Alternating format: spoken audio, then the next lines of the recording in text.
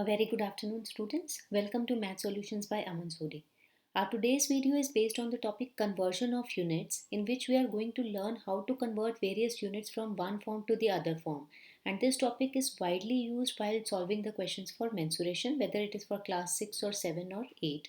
So let's see how in table form we can convert the units, and it is very important for you to understand these units or conversion of units because we are going to apply these while solving the word problems or otherwise for the questions of mensuration.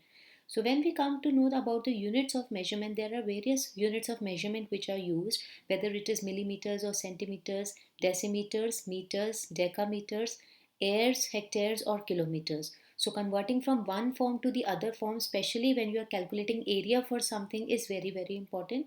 So this is something which you should keep in mind, and if possible take a printout and study it thoroughly.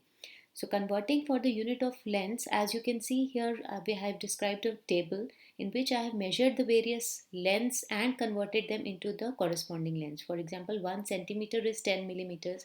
Similarly, 1 meters is 10 decimeters, 1 decimeters is 10 centimeters. So all the various kind of relations between different lengths and how to convert them from one unit to the other unit is shown here. The more specific or the more typical one is the units of area, in which you have to take the square of one unit and simultaneously you have to take the square on the opposite side as well. So when we are converting from centimeter square to millimeter square, since in 1 centimeter we have 10 millimeters, so while taking the square for centimeters, we write 1 centimeter square is equal to 100 millimeter square. Why 100? Because we are taking the square of 10 as well.